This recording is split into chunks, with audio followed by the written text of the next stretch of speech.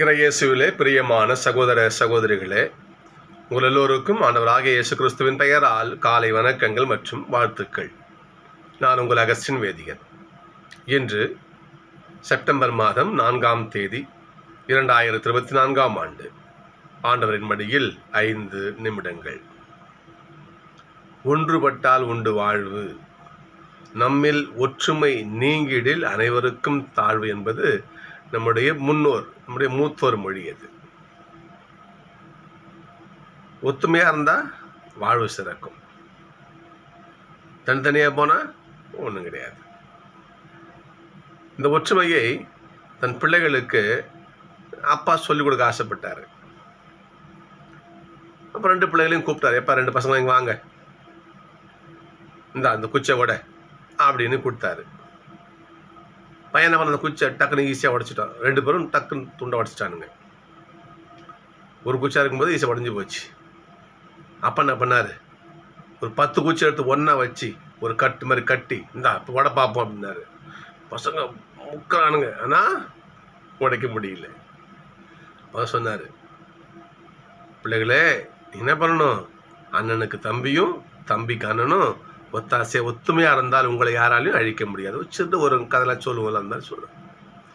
So ஒன்றுபட்டால் உண்டு வாழ்வு, நம்மில் ஒற்றுமை நீங்களில் அனைவருக்கும், இது எல்லாருக்கும் பொருந்தக்கூடிய வார்த்தை. இது 4 மாடுகள் கதையெல்லாம் சொல்லணும். நம்ம படிச்சிருப்போம், நம்ம சின்ன வயசில் படிச்சிருப்போம். 4 மாடுங்க ஒன்றா இருக்குது. ஒரு சிங்கம் அந்த மாடுகளை சாப்பிட வருது அடிக்கிறதுக்கு. அப்போ 4 மாடுகளும் சேர்ந்து அந்த சிங்கத்தை துரத்திடுது. நாம் ஒன்றாக இருந்தால் நம்மை விட வலியை எவ்வளோ வந்தாலும் நம்ம துரத்தி விட்டுடலாம். அந்த அளவுக்கு ஒரு மாடுகள் தனித்தனியாக பிரிஞ்சு போகுது, சிங்கம் ஈஸா அடித்து சாப்பிடுது. ஒற்றுமை இல்லைன்னா வாழ்க்கையில் ஒன்றுமில்லை. இதைத்தான் நாம் இன்னைக்கு தியானிக்கவிருக்கிறோம் சகோதர சகோதரிகளே. பிறகு தொச்சப காலத்தில் தூய பவுலினுடைய 3 தூதுரை பயணங்கள் திருச்சபையே புரட்டி போட்டதுன்னு சொல்லலாம்.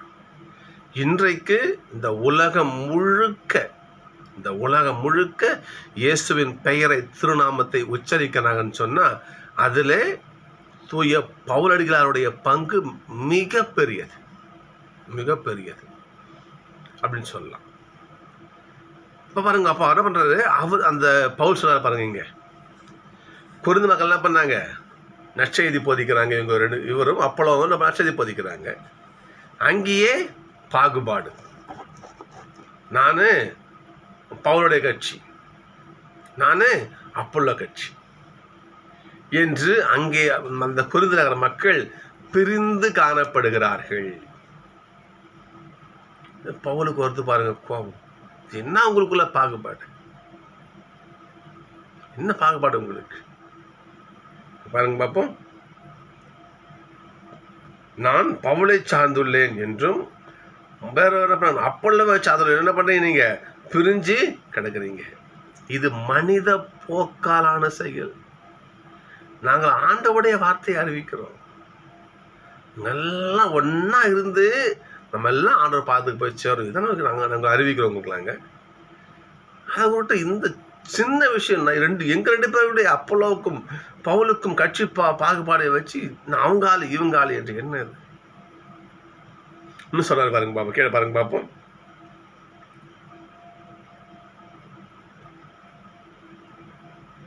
நீங்கள் மனித போக்கில் நடக்கிறீங்க. நீங்கள் நம்பிக்கை கொள்ள காரணமாயிருந்த பணியாளர்கள் தான் நாங்கள்.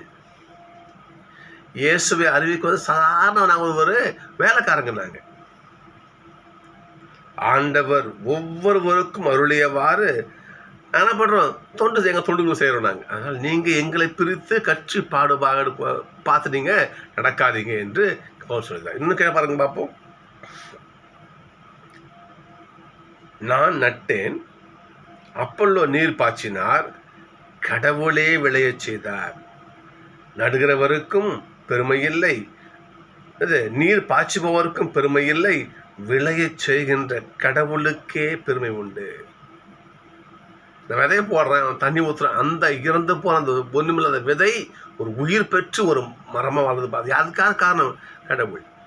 எனவே நீங்கள் எங்களை சார்ந்து இல்லாமல் கடவுளை சார்ந்து இருங்கள். ஏனென்றால் விலை வைக்கக்கூடியவர் அவர். ஒன்றுமில்லாத ஒன்றுக்கு உயிர் கொடுக்கக்கூடியவர் ஆண்டவர். எனவே நீங்கள் உங்களுடைய என்ன பண்ணுங்க, பாகுபாடு சண்டை பிரிஞ்சு கிடக்காதீங்க. நீங்கள் ஒற்றுமை ஆயிருங்கன்னு சொல்லிட்டு இங்கே என்ன பண்ணுறாருங்க, தூய பவுலுன்னு சொல்கிறார். ஒற்றுமை ஒரு ஞாபகம் வருது எங்களுக்கு. நான் வேதியாக பணியாற்ற நேரத்தில் அன்பிய பணிக்குழுவிலே ஒரு பணியாற்ற வாய்ப்பு கிடைச்சிச்சு. அன்பிய பணிக்குழுவிலே அப்போது எங்களுடைய இயக்குனர் தந்தை, அந்த அன்பியத்துக்கு இயக்குனர் தந்தை மரி ஜோசப் ஃபாதர் இருந்தார் எங்கள்கிட்ட. மரி ஜோசப் ஃபாதர் எங்களுக்கு பொறுப்பாளர் தந்தையார், இயக்குனர் தந்தையாக இருந்தார். நாங்கள் அந்த கமிஷனில் நாங்கள் என்ன பண்ணுவோம், நாங்கள் எல்லா பங்குகளுக்கும் போயிட்டு எப்படி அன்பியம் நடத்தி காட்டுவோம். நாங்கள் போயிட்டாங்க அவங்களுக்கு பயிற்சி, அங்கே ஒரு பொறுப்பாளருக்கு பயிற்சி கொடுப்போம். இதுதான் எங்களுடைய வேலை. நாங்கள் அப்படி ஒரு பங்குக்கு போனோம். எங்கள் மறை மாவட்டத்தில் ஒரு பங்குக்கு போனோம். அந்த பங்குக்கு போயிட்டு என்ன பண்ணுறோம், நாங்கள் அன்பியது நாங்கள் முடிவு செஞ்சு என்ன பண்ணலாங்க, எல்லா மக்களும் நான் என்னென்னு அரசு நீங்கள் என்ன பண்ணுங்க, எல்லா வீட்டில் சொல்லிட்டு வாங்க போங்க, அதெல்லாம் அன்பியத்துக்கு வர சொல்லுங்கள் அப்படின்னு. நான் எல்லா வீட்டுக்கும் போகிறேன். எல்லா வீட்டுக்கும் போய்ட்டு அம்மா அன்பியத்துக்கு வாங்கம்மா சொல்லிட்டு வரேன். நான் ஒரு வீட்டுக்கு போகும்பொழுது என் கூட அந்த பசங்க ஒரு எப்போ சொல்லி பசங்க பிரதர் என்னடா இந்த வீட்டுக்கு போகாதீங்க, அவங்க வரமாட்டாங்க அப்படின்னா. ஏன்டா? அது அப்படி தான், நீங்கள் போகாதீங்க வாங்க. எனக்கு ஒன்றும் புரியல. வாசம் வரைக்கும் வந்துட்டோம். சின்ன பையன் வச்சுட்டு அம்மா நான் உள்ள போய் என்ன பண்ணானே, அம்மா நாங்கள் இந்த மாதிரி கோயிலில் அன்பியம் இருக்குமா, நீங்கள் வாங்கன்னு சொல்லிட்டு அவர்கிட்ட 4 வார்த்தை பேசு. சரி ஓகே அப்படின்னு. அந்த பையன் சொல்கிறான் அவங்க வரமாட்டாங்க. ஏன்டா? அதுவும் அந்த பக்கத்து வீட்டுக்காரங்க வந்தால் இவங்க வரமாட்டாங்க அப்படின்னா. ஒன்றும் புரியல. என்னடா இது, இவங்க யார் சொல்ல பாருங்க. அந்த பக்கத்து வீட்டுக்காரங்க வந்தால் இவங்க வரமாட்டாங்களாம் பையன் சொல்கிறான். அப்போ தானே விசாரிக்கும் தெரிஞ்சுது 2 பேருக்கும் சண்டை. அப்படியா, சரி நம்ம கடமை சொல்லிட்டோம், வரதான் அவங்க விருப்பம் இல்லையா, நாங்கள் என்ன பண்ணுறோம் நாங்கள் அப்படி சொல்லிக்கிட்டே போகிறோம். ஆனால் எனக்கு ஒரு மனசு ஊற்றிக்கிட்டே இருக்குது. அன்பியத்துக்கு வந்துருக்குறோம், இந்த கண் முன்பாக இந்த ஒரு பகை வச்சுக்குமே, நம்ம இதை நம்ம என்னையா அதை சொல்லிட்டு நம்ம நேரம் ஃபாதர் போய் சொல்லிட்டோம், ஃபாதர் இந்த மாதிரி 2 குடும்பம் இருக்குது ஃபாதர், இந்த மாதிரி பிரச்சனையா, நீங்கள் கொஞ்சம் பார்க்கலாம் ஃபாதர் வாங்க. ஃபாதர் இருந்தார். அந்த நான் சொன்ன முடியாது, அந்த போகக்கூடாது வீடு பையன் அந்த வீட்டுக்கு முழைஞ்சாங்க. ஐயா வாங்க எல்லாம் நம்ம தோசை வாங்க சார் உட்காருங்கண்ணா சார். இன்னைக்கு அன்பியம் இருக்குங்க ஐயா, நீங்கள் கண்டிப்பாக அன்பியத்தில் கலந்துக்கணும் நீங்கள் அப்படின்னு ஃபாதர் சொன்னார். அது இல்லை சாமி, நான் அங்கே அவர் சாக்கு சொல்கிறார், அங்கே போகிறேன் எங்கே போகிறேன் இது அதுன்னு. ஐயா உண்மையை சொல்லுங்க, என்ன பிரச்சனை? உடனே அந்த வீட்டுக்கார அவன் வரான் இல்லை, நான் வரமாட்டேன். ஏன்? அவர் யார்? என் தம்பி தான். அடப்பாவிடா, கூட பிறந்த அண்ணன் தம்பியா நீங்கள், என்னையா பார்க்க அப்படின்னு கேட்டதுக்கு அவர் சொல்லிட்டாரு, அது 10-15 வருஷத்துக்கு முன்னாடி ஒரு பிரச்சனை நடந்துச்சு, என்ன அடாப்படான்னு பேசிட்டான், அதனால நான் பேச கிடையாது. இது அடாப்படான்னு பேசிட்டான். அடப்பாவிடா, 10-15 ஆண்டுகளுக்கு மேலாக கூட பிறந்த ரத்த பிறப்பு தம்பி ஏதோ கோவத்தில் ஏதோ வாடா போன ஒரு பேசிட்டாரான், ஏதோ பிரச்சனை மத்தியில் ஏதோ. அதனால் ஒரு அண்ணங்காரன் என்ன பண்ணியிருக்காரு, அந்த தம்பி குடும்பம் தம்பிக்கிட்டையும் கிட்டத்தட்ட 15 ஆண்டுகளாக பேசாமல் இருக்காருயா. பேசாமல் என்ன வரும் யோசிச்சு பாருங்க. இவங்களாம் எப்படி கோயிலுக்கு போயிட்டு சாமி கும்பிட்டு எப்படிங்க அது ரத்த உறவு? என் கூட பிறந்த தம்பி ஒரு தாய் வயிற்று பிள்ளைங்க 15 வருஷமாக பேசாமல் பக்கத்து வீட்டில். அப்புறம் என்ன பண்ணாரு, போயிட்டு அந்த பக்கத்தில் அவங்க தம்பியும் கூட்டு சொன்னா போய் கூட்டணும் வாங்க. அவர் வரமாட்டோம் வாங்க ஃபாதர் வாங்க.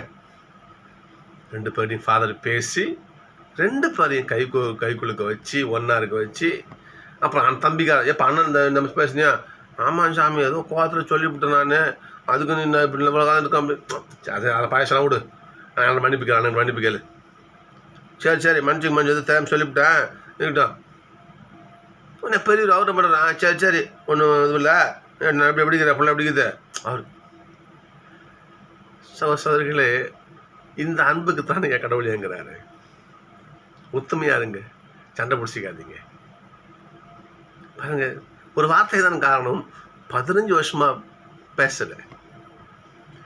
எங்கே அந்த பகை உணர்வு இருக்குதோ அங்கே எப்படிங்க கடவுள் ஆசீர்வாதம் இருக்கும்? சிந்திச்சு பாருங்க.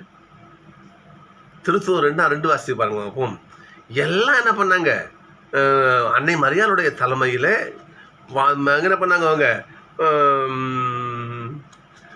தண்ணிக்காரையில் அவங்க என்ன பண்ணாங்க, அடைஞ்சு கிடந்தாங்க. ஒற்றுமையாக சொல்ல, அடைஞ்சு தப்பு சொல்கிறேன், ஒற்றுமையாக இருந்தார்கள். அந்த ஒற்றுமையின் பரிசு தூய் ஆவியானவருடைய வருகை இருந்துச்சா இல்லையா? யோசிச்சு பாருங்க பார்ப்போம். அப்போ எங்கே ஒற்றுமை இருக்கிறது, எங்கே பகை இல்லாமல் இருக்கிறதோ அங்கதான் அவருடைய ஆசீர்வாதம் இருக்கும். திருத்தூதர் பணி 2ஆம் அதிகாரம் 42 பாருங்க பார்ப்போம். நம்பிக்கை கொண்டோரின் வாழ்க்கை முறை வாசிச்சு பார்க்கணும். திருத்தூதர் கற்பித்தவற்றிலும் நட்புறவிலும்,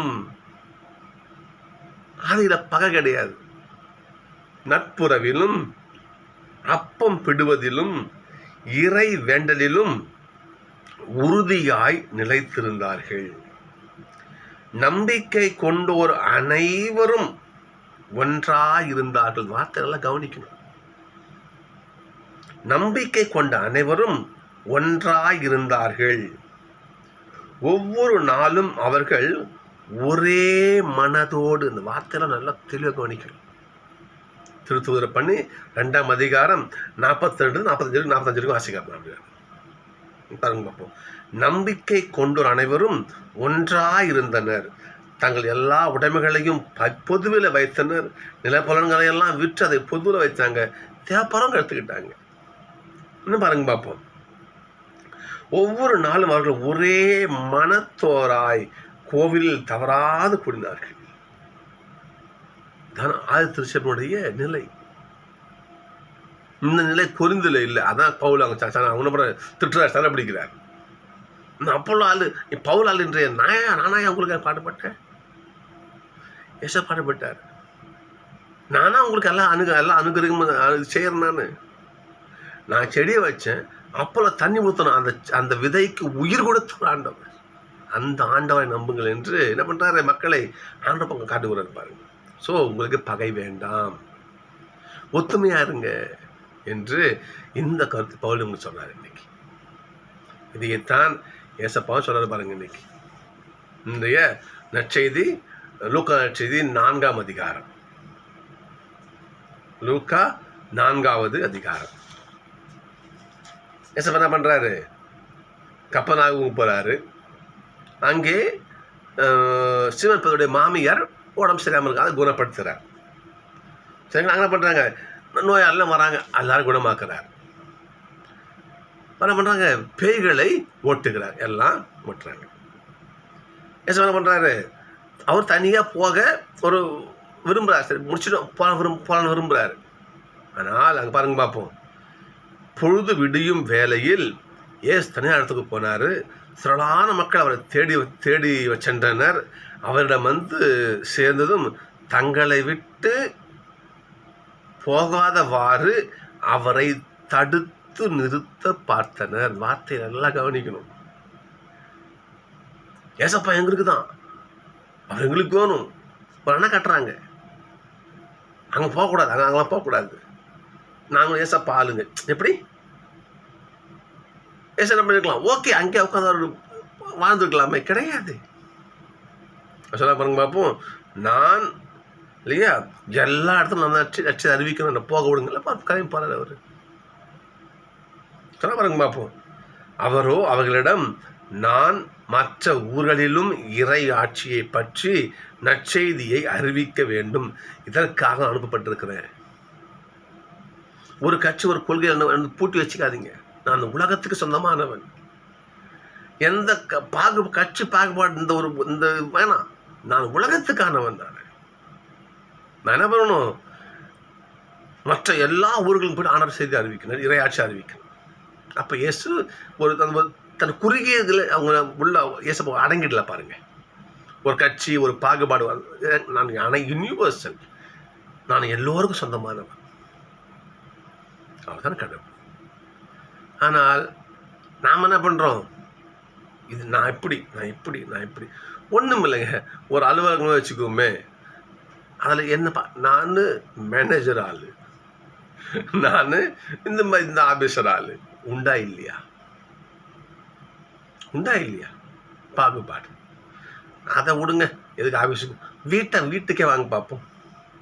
எத்தனை பேர் வீட்டில் ஒத்துமையை ஒன்றா யோசிச்சு பாருங்க பார்ப்போம். சிந்திச்சு பார்க்கணும் நாம. என்றால் ஆண்டவர் எப்போ நமக்கு ஒன்றா தான் இருக்கிறார். அதை மட்டும் பிரிவது கிடையாது. எப்பொழுதும் ஒன்றா தான் இருக்கார். ஏசப்பா ஆண்டவர் பாருங்க பார்ப்போம். இன்னைக்கு திருப்பாடல் பாருங்க. இன்னைக்கு 33வது திருப்பாடல் வாசிக்க பாருங்க பார்ப்போம். அவர் தமது உரிமை சொத்தாக தேர்ந்தெடுத்த மக்கள் பேறு பெற்ற ஒரு கடவுளை பண்றாரு. என் மக்கள் அவர் ஒத்துமையா ஓடி வர்றாரு. என் மக்கள் என் பிள்ளைங்க. நான் என்ன பண்றோம்? நான் இப்படி, நீ எப்படி, இன்ன ஜாதி, இன்ன மதம், இன்ன இனம், கருப்பு வெள்ளை நிற பாகுபாடு இன்னைக்கு நடத்த யோசிச்சுங்க. இன்னைக்கு அயல்நாடுகளை பாருங்க பார்ப்போம். இந்த வெள்ளை நிறத்தவர், கருப்பு நிறத்தவர், கருப்பாக்கரையை அவங்கள ஒதுக்கி வைக்கிறது, ஓரங்கட்டி வைக்கிறது நடக்குதா இல்லையா? பாகுபாடு இருக்கா இல்லையா? சிந்திச்சு பார்க்கணும் சகோதரர்களே. நான் கடவுள் நம்மளே ஒருபோதும் பாகுபாடு பார்க்கல. பெற்ற தாய்க்கு எல்லாம் பிள்ளை தான். அது நோண்டி உடம்பு பிள்ளையா கூட அதையும் அந்த தாய் பராமரிப்பா தான் பிள்ளைய. சரியா? ஒரு வீட்டில் ஒரு 4 பிள்ளைங்க வச்சுங்களேன். ஆனால் ஒரு பிள்ளை ஒரு மந்தமான புத்தி தொடக்குது, படிக்க மாட்டுது, இருந்தாலும் அம்மா பெற்ற விட்டுருவாளா? அதுவும் வயசுல ஊர் நிறுத்தான்னு எப்படி விடுவா? அதையும் வாரி அணைச்சிக்குவா. அப்போ ஏச பாருங்க பார்ப்போம். அதாவது இந்த யாவே ஆண்டவர் பாருங்க பார்ப்போம். ஆண்டவரை தன் இனமாக மன்னிக்கணும். ஆண்டவரை தன் கடவுளாக கொண்ட இனம் பேறு பெற்றது. கடவுளை விட்டு பிரியாமல் என்ன ஆண்டவர் என்று நம்ம ஆண்டவரை பிடிச்சு சிக்கனை பிடித்தே எங்கெழுந்து அருளுவது இனியன் திருவாசகத்தில் மாணிக்கவாசகர் பாடுவார். இது மாதிரி நான் உங்கள் பாகத்தை பிடிச்சிட்டேன். யான் உனது அணியை சிக்கனை பிடித்தேன் எங்கெழுந்து அருளுவது இனியன்னு திருவாசகம் வருகிறது. நான் உங்கள் பாகத்தை பிடிச்சிட்டேன்ப்பா. நான் நீங்கள் கூட போயிடுங்க பார்க்கலாம், நீங்கள் எங்கே போயிடுவீங்க நீங்கள் என்று ஆண்டவரையே பார்த்து மாணிக்கவாசகர் கேட்குறாரு. அந்த வார்த்தையை அருட்தந்தை மரிசெல்லும் அவர் என்ன பண்ண அவர் இனிமைமிகு பாட்டில் சேர்த்து படிச்சு பாருங்க பார்ப்போம். தமிழ் ஸ்காலர் அவர். இதில் பைபிளில் அந்த வார்த்தை இருக்கும் பாருங்க பார்ப்போம். அவன் என்ன பண்ண, அவங்க பார்த்து சிக்கனை பிடிச்சிட்டார். நீ எங்கே போயிடுவீங்க நீங்கள்? அதை போல் நம்ம ஆண்டோடைய பாதை பற்றிக்கணும்.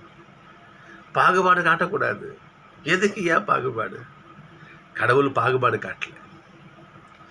மக்கள் என்ன பண்ணாங்க? அவரை பிரித்து தனக்கு வேணும் ஒதுக்கி வச்சுக்க பார்த்தாங்க. ஏசப்பாக்கம் கிடையாது. நான் மற்ற ஊர்களுக்கும் சென்று இறை ஆட்சி அறிவிக்கணும். நான் ஒரு வலைக்குள்ளே ஒரு கட்டுறதுக்குள்ள அடைஞ்சிட மாட்டேன் விடு என்று ஆண்டவர் போகிறேன். ஏன்? எல்லாம் என் பிள்ளை. ஆண்டவர் ஒத்துமையாக தான் இருக்கார். இங்கே பாருங்க பார்ப்போம்.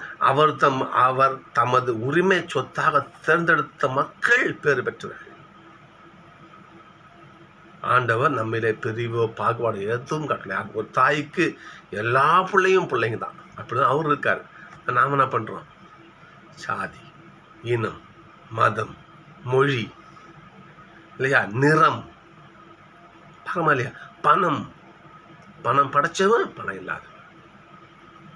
எவங்கிட்ட பணங்குதோ அவன் உயர்த்தி வச்சு நீ அப்படிங்க ஐயா இப்படிங்க ஐயா பணம் உள்ள ஒரு ஏழை பா உண்டா இல்லையா?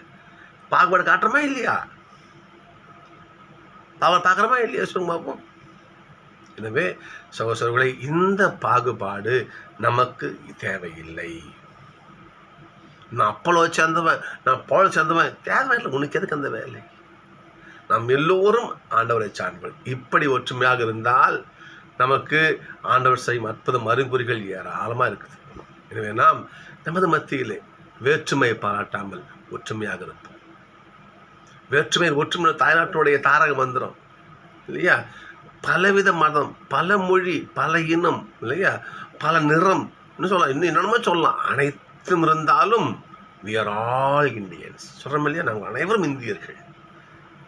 பலவித மொழி, தமிழ், இந்தி, கன்னடம், அது இது எத்தனை மொழி பேசும் மக்கள், எத்தனை இனம், எத்தனை சாதியம், எத்தனை இன்னும் இவ்வளோ அனைத்தும் இருந்தும் we are all Indians ஒத்துமையாக இருக்கும். அதை போல நாம் எப்படி தான் என்ன பண்ண நம்ம தனித்தனியாக பிரிஞ்சால் கூட நம்ம எல்லோரும் கடவுளுடைய பிள்ளைகள்.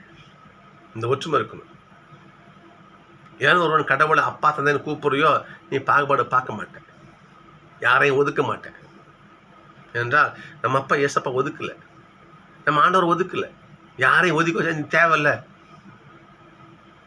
எல்லாரும் வந்தாங்க.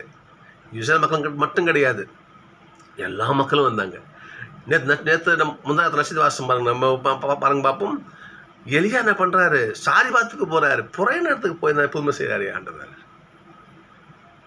இஸ்ரேல் மக்கள் மட்டும் இல்லை, அவர் புறையின மக்களுக்கு போய் அங்கே புதுமை செய்கிறார். எலிசா என்ன பண்ணுறாரு? அவர் நாமானுக்கு புறம் கொடு, நாமானுக்கு எலிசா வழியாக கடவுள் புதுமை செய்ய பாருங்க பார்ப்போம். இப்போ கடவுள் யாரையும் இல்லையா, கடவுள் எல்லோரும் தான் பிள்ளைகளால் வாழறார். அவர் அப்படிப்பட்ட தந்தையை கடவுளாக கொண்ட நாம, அப்படிப்பட்ட மாபெரும் பொக்கிஷத்தை பெற்றுக்கொண்டிருக்கிற நாம, நமக்குள்ள எதுக்கு ஏன் பாகுபாடு? சிந்திச்சு பார்க்கணும். பிரதர் இவ்வளவும் பேசுகிறோம் பிரதர், பாகுபாடு இல்லையா? நீங்கள் கேட்கலாம். இருக்குது. அதை வெளிப்படையாக சொல்ல முடியாது, அதான் பிரச்சனை. சரிங்களா? வெளிப்படையாக சொல்ல முடியாது. ஏனென்றால் வேதியராக, ஒரு பணியாளனாக, ஒரு ஆபீஸருக்கு அனைவரும் இதை உணர்வாக அனுபவிப்பாங்க.